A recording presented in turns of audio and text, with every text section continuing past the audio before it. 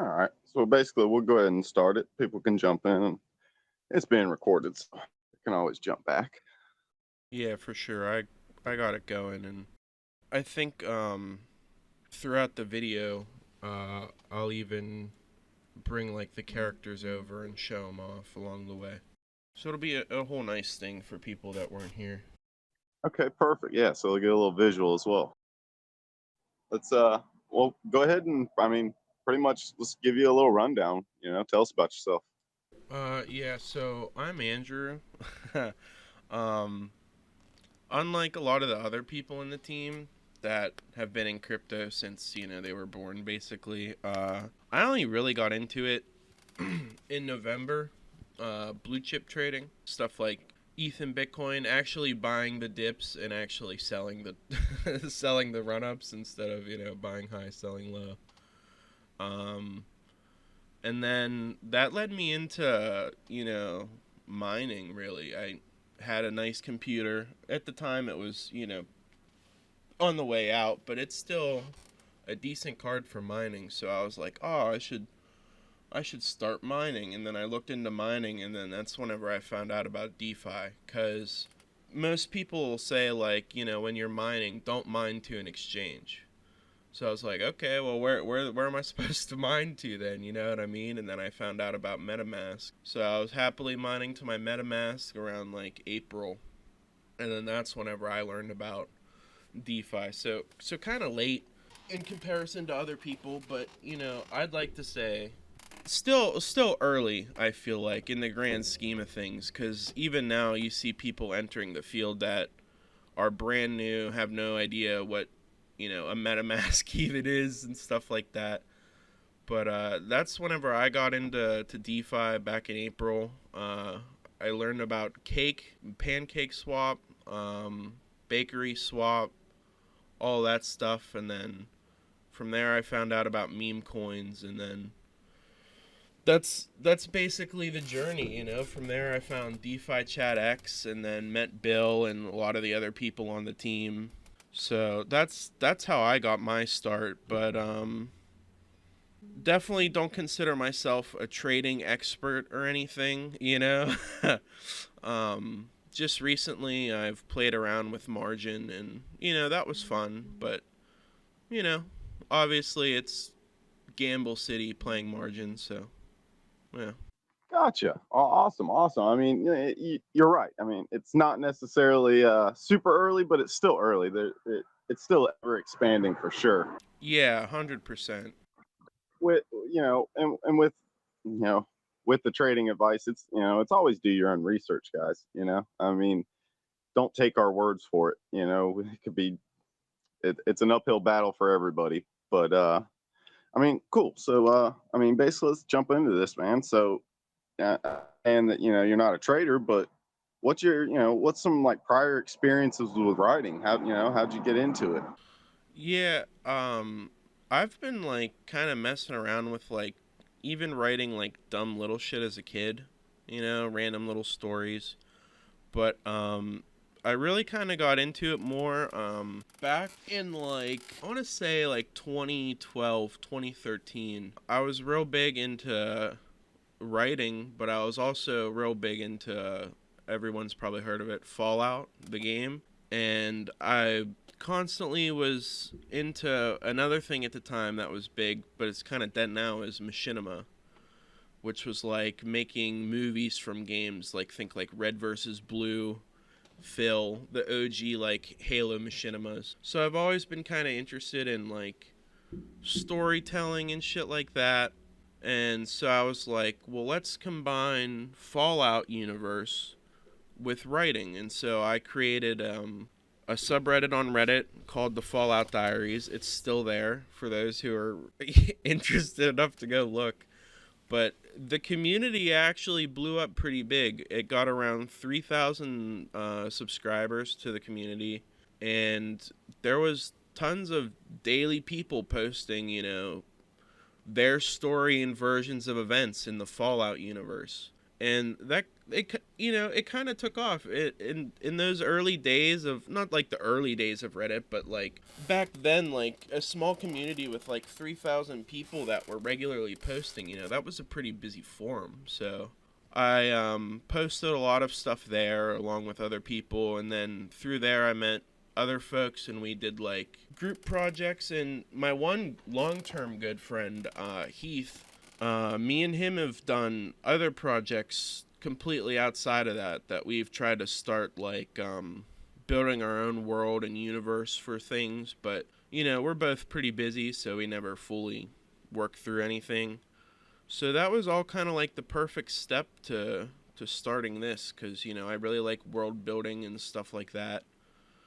So whenever the idea came about to kind of put a story to the DeFi aspect, I was like, perfect. Yeah, I'll step up for that. Awesome, awesome. So, I mean, when you're writing this lore, what inspires you, or what brings that creativity out?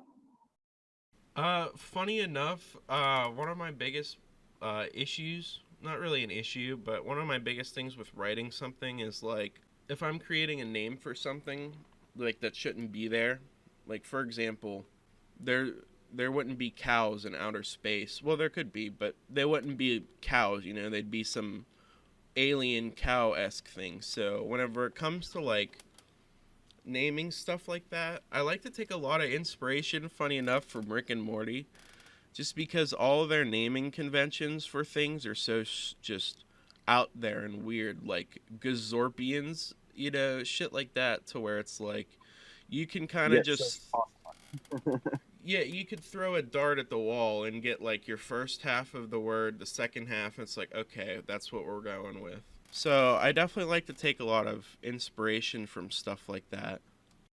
nice, nice. Yeah, well, you got to think outside of the box, especially with the space theme kind of thing. Right, yeah, for sure. And another issue with that was like time in space. Like, it's not necessarily time per se, it's more like, well, I mean, it is time, but they're not going to refer to things as, oh, well, yesterday, stuff like that. So it's always interesting, like placing new names to old things. Nice, nice.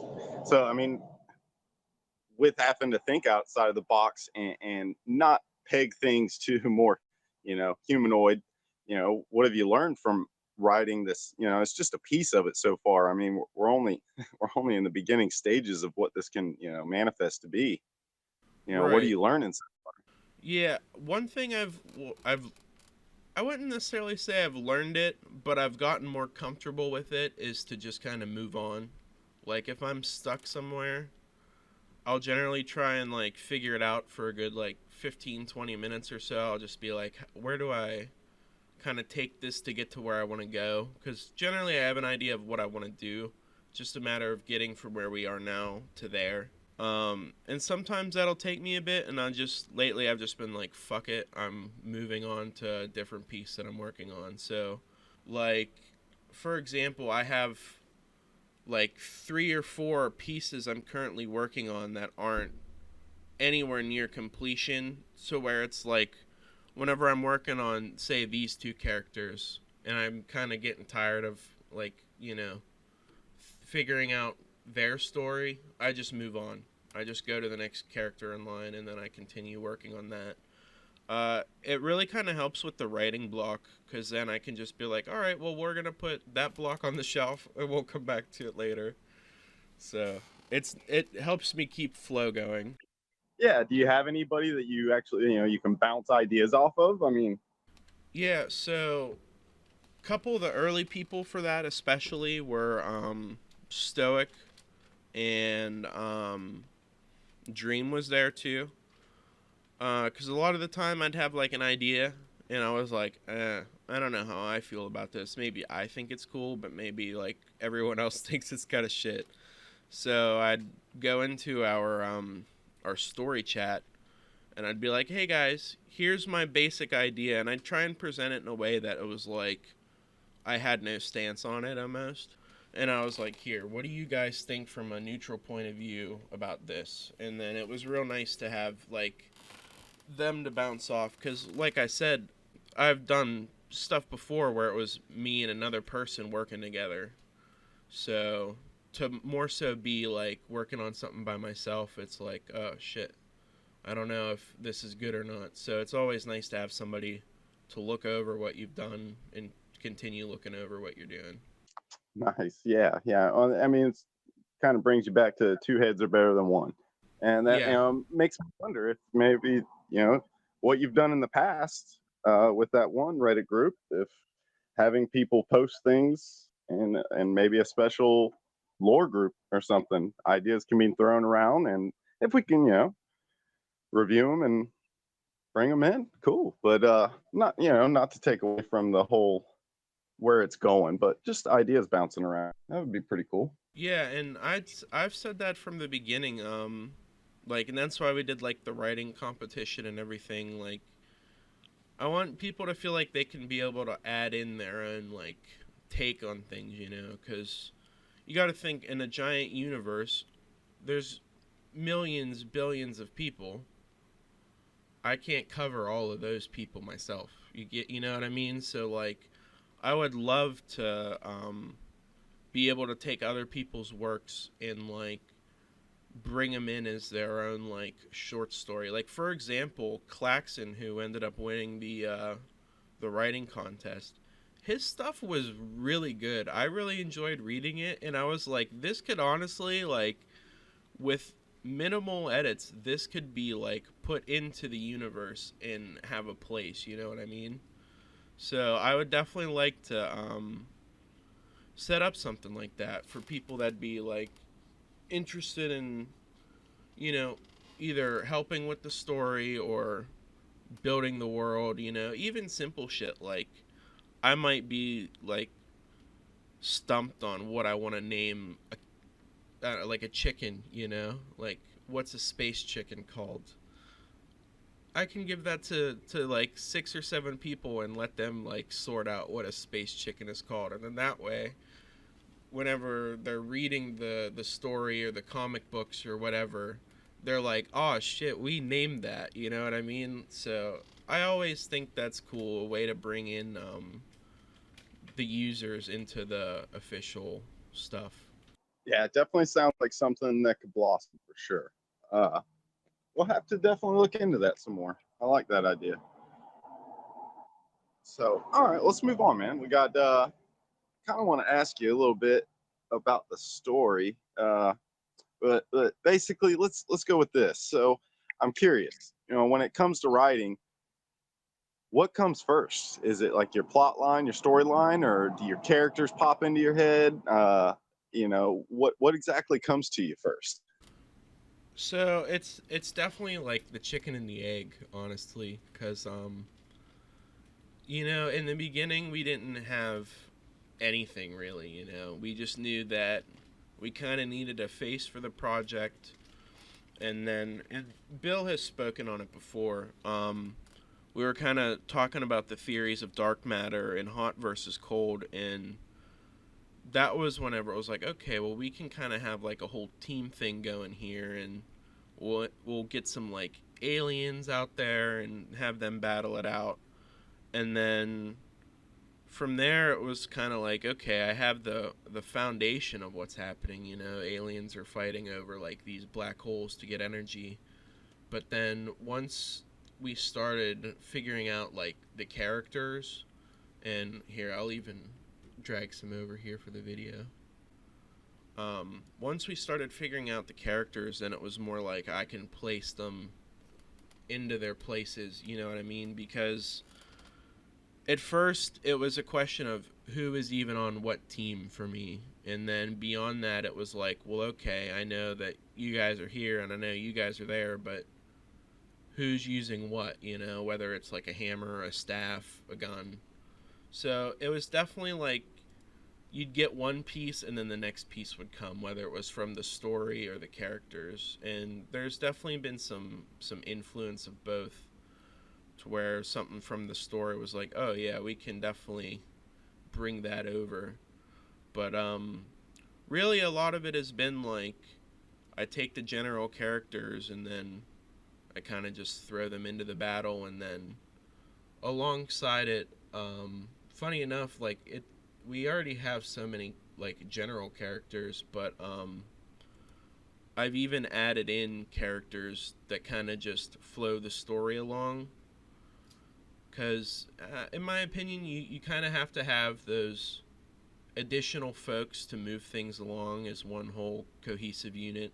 So, it definitely, to like recap on it, is definitely column A and column B. Yeah, so they kind of mesh together. One kind of fits the other agenda. Right. And there are some generals that like haven't even made it in yet, and it's like I'm just waiting for the moment where it's like, oh, perfect, he fits in here. Because I don't want to shoehorn anyone in for the sake of them being there. You know, I want everyone to feel like they have their own piece. So. Okay. Well, with with all the development of everything, what surprised you the most about this story so far? Um, I feel like the freedom to do kind of what I want. Um, because I mean, obviously, like with like a story like this in the beginning, you're kind of tied down to like, okay, there was some sort of conflict that started all of this, like hot versus cold, you know.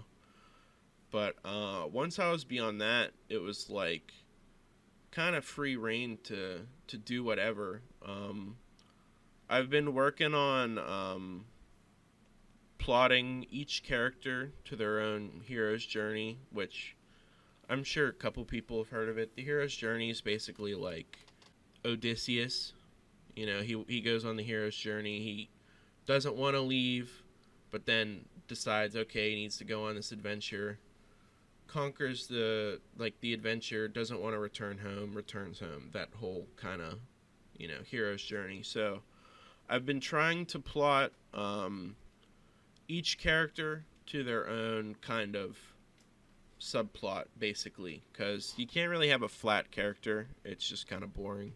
Everyone needs to grow and change in some way throughout. And I mean, especially in like a war scenario, everyone would be going through a lot.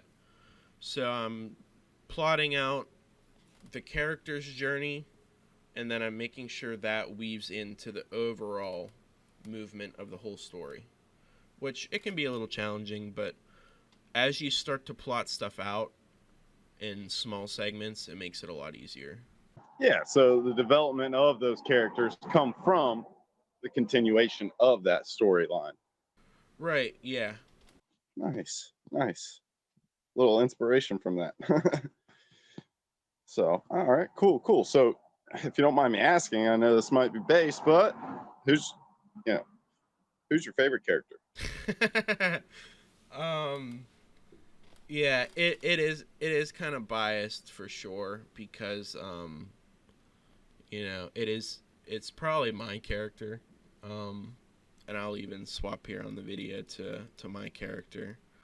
Um Originally it started as like, well, funny enough, he ended up kind of being the look for all the aliens, cuz in the beginning the model that I gave Hamid to work with was um, Earthworm Jim, and I was like, I want a guy kind of like this, because he's, think Earthworm Jim. He's real lanky minus his upper body. It's all muscles, and I was like, I want that lankiness, but everywhere. And then I kind of want like a similar like, not necessarily with like the worm head coming off, but like a similar look to how his face was.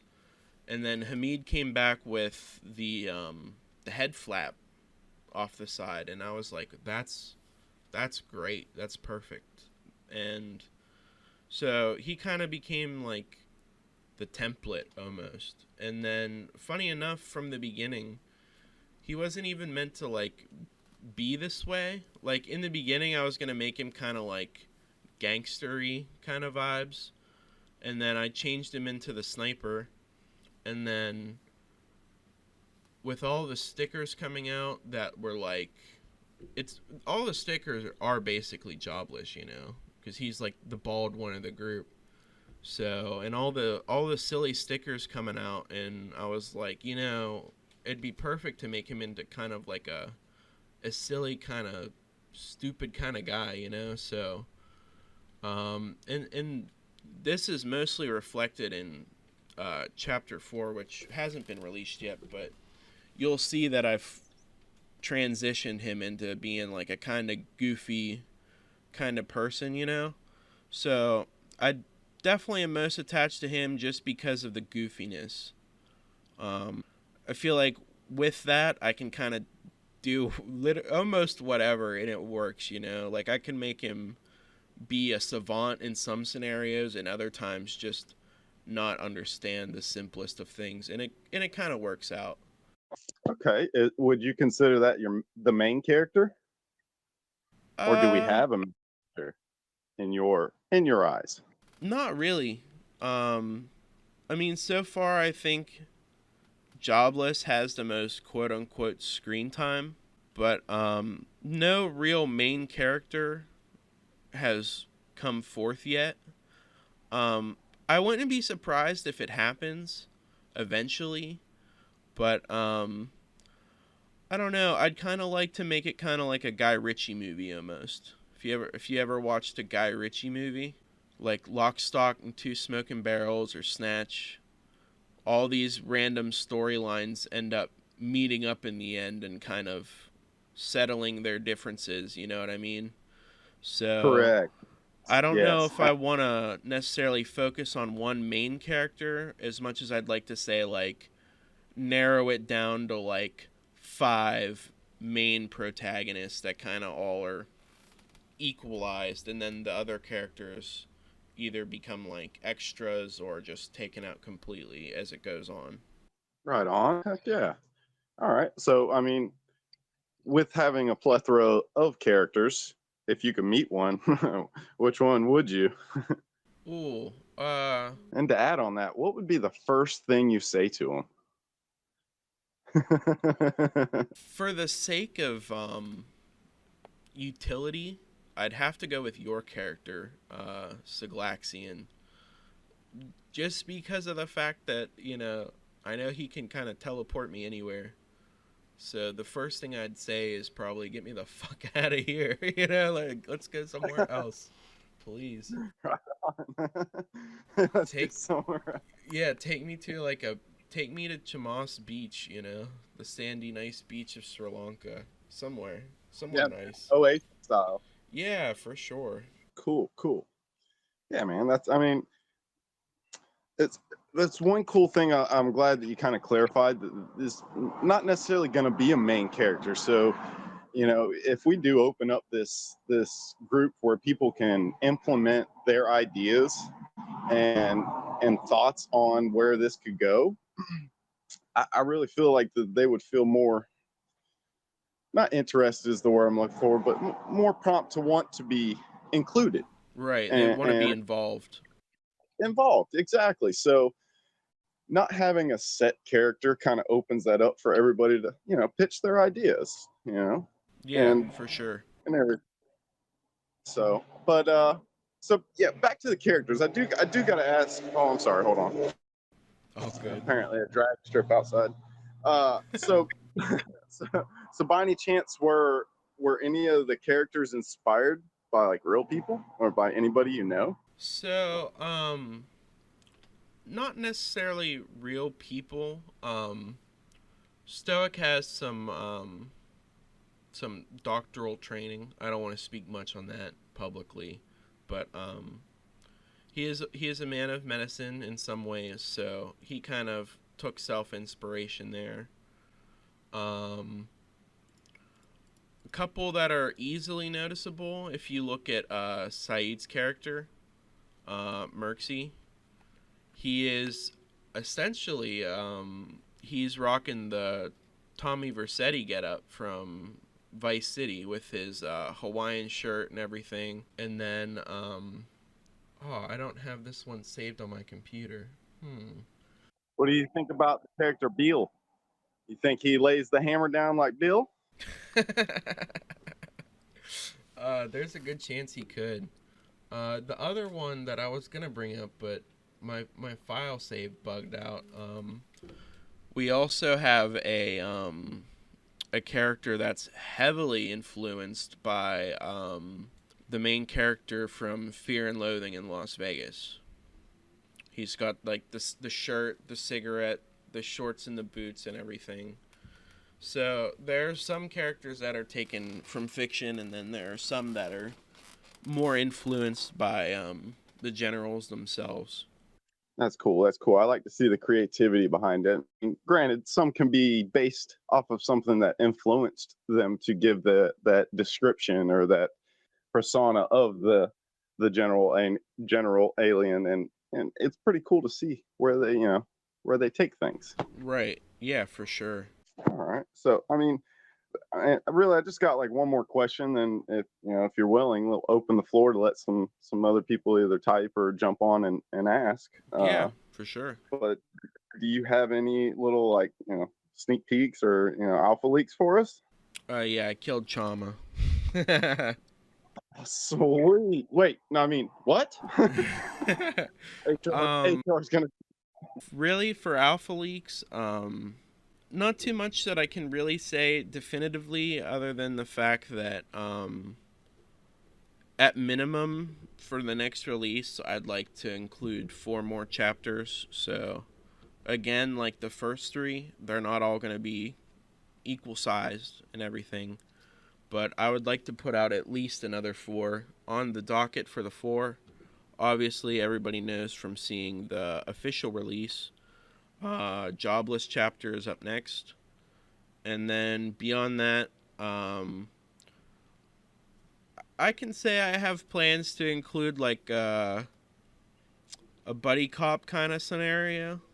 Um, that'll kind of help move the story along. Like, again, a lot of the characters that I plan to add in that aren't generals, their characters and their stories are more self-contained, but overall they still move the plot along. So it's like filler, but it's not filler, because I feel like every piece kind of builds upon the story and the world.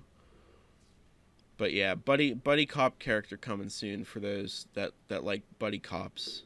Sounds like something that will definitely be enjoyable. Yeah, for sure. All right. Well, I mean, I'm more than welcome to open it up. Yeah, Y'all can type. let me make it so people can. You hear me? Yep. Okay, cool.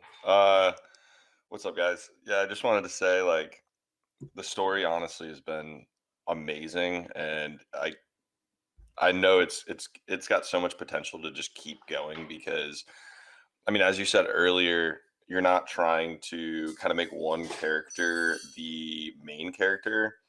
And that just reminded me of a conversation I had yesterday with somebody, which was funnily enough about anime. And then we were sitting there for probably like an hour and a half, just like discussing anime. And one of the big problems that a lot of writers in anime have is that they focus on like one or two main characters so much that by the time you get to the end of the show, almost all of the other characters really don't matter, and all of the time has been spent on these two characters, which makes it the further you get into that, the tougher it becomes to write. And I mean, like two examples of that, I would say, are like Naruto, where you get to the end of Naruto or throughout all of Naruto, and it's just Sasuke, Naruto, and Sakura. And then if you do the same thing with My Hero Academia, they put way too much time into Deku and Todoroki and like the main few characters. And then now they're struggling on their newest seasons because now they're just rushing to try to develop the rest of the characters because they realize they've only put a ton of time into like one or two. So I think keeping it that way, where you don't heavily focus on a main character, two main characters, is going to really make it a lot easier for the storyline to develop. I mean, One Piece is an example right there where they focus on all of the characters, and I think that's why they're at like almost 1,000 episodes and further. So I think it's really important. Right, and because like you never want to exposition dump somebody for like as you well in like the terms of anime, it'd be like episodes, or like in the story sense chapters. You really don't want to do that to people, because then it's kind of like, okay, I get it. And then like you were saying about like focusing on like three people the whole way through, by the time you get to the end, those extra characters, you could just be like, I could give a fuck less if they die, if they survive, if they, just vanish into the ether. They're kind of just there. They're just plot tools as people to like, oh, I need help over this wall. Here, let me give you a hand. You know what I mean? Like, That's so true. you got to make sure that, everyone involved has, everyone should have a feeling towards everybody in your story. Whether it's, oh, I cannot stand this guy, or oh, this guy, I love his chapters, or whatever. Even something as simple as just, I can't wait for this person to die. And like a great example of that for me was A Song of Ice and Fire, Game of Thrones, was man, just reading through those like Cersei and Sansa chapters, it's just like, man, I get what you're trying to do here, George. You're making me get annoyed with these characters so that I actually feel something later whenever they either quit the shit or they finally like die. You know what I mean? Yeah, and you know they're gonna die. Yeah, exactly. So yeah, you definitely gotta. You can't put too much focus in one person, for sure. Yeah, and I think that makes it better for what we're trying to do in the future too, just keeping it open, because if we do when we do comic books in the future, or we eventually do like short TV episodes, or something along that lines, again, it would be so much more boring if all of them are just based around one or two or three characters. And then, I mean, you look at like the Marvel universe or DC, like in their comic books, they spend all this time building up all of each of the characters individually, to make sure that each person is useful in their own way. And I think that's, I mean, especially if we're going to go the route of comic books, I feel like that's just a necessity. Yeah, for sure. And personally, I'm interested to see how we go about transitioning to that, because this is something I've been considering since the start. I don't write the story in mind for, okay, this has to become a comic book. I just write. I'm telling my story. I'm cool. Um, so I'm interested to see whenever we do like the comic book style, if we adapt from the story, or if we do self-contained things within the universe, because it's doable, but condensing you know paragraphs into panels is, it's more work. You know what I mean? So I'm excited to Yeah. see how we go about doing that. Yeah, same. I think it'll be really interesting to do, and I think it'll work out no matter what, just because with such a storyline where again you're not focusing on one or two main characters, it gives us a lot to work with. So if we do, like, say there's a lull in a period of time in between like two parts in the main story, then that gives us the opportunity to take the existing world building and then come up with a story that fits in the timeline in between that. So like, say one character just kind of is in the story, in the main story, and then goes off and does something else. And you kind of give a broad background of what they're going to do, but you might not see them in the main story for a bit. But then that gives you the ability to write a comic, say, about what that character is doing. And even if you haven't written their story yet, at least you can pull all the information you have from the world building and make sure you can create a story that does fit and work within the storyline. Right, exactly. I mean, yeah, you basically hit the nail on the head with that.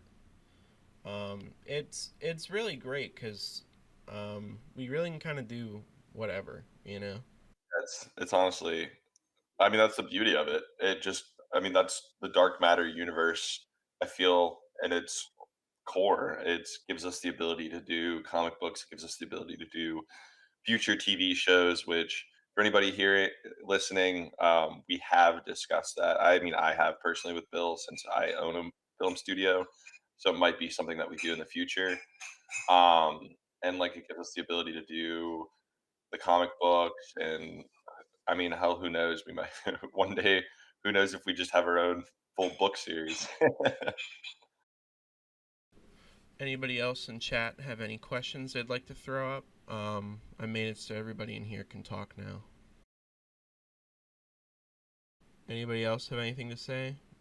Nope. I just want to thank you and Goat for doing this. Yeah, thanks for joining us, everyone. I'm happy to always talk about this stuff. I like doing it, you know, so it don't bother me any. Um, yeah, I'm just really excited to share more with you guys. Like I said, that's why I want to try and at least get 4 prepared for the next release. Um, yeah, I think it'll be real enjoyable.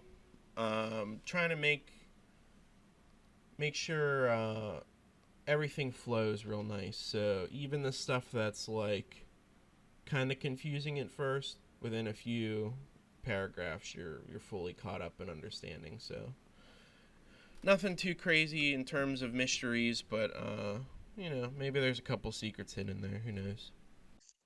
Awesome, awesome. Well, hey, appreciate you jumping on Dreams, giving us some input on that because, quite frankly, I mean, you obviously have experience in this creation of whether it's films, paper, it's on anything, and your insights are awesome, man. Appreciate it. Thanks. Well, yeah, I mean, my best friend and also business partner for our film studio, we have a film coming out next month that we're filming on the 14th of November, and he's looking to help out and write too. So I talked to Andayrue about that, and we might bring him on just for free, just to kind of look over and read stuff and add his input here and there because he does all of our writing and world building and everything like that. So I'm interested to bring him on and just have him kind of help develop the story anywhere that Andrew might have some difficulty or like some just a blockage. Yeah, for Little sure. professional consult. Nice. All right. Well, I think that about wraps it up. Thanks everybody for joining. Have a good day today or night wherever you are.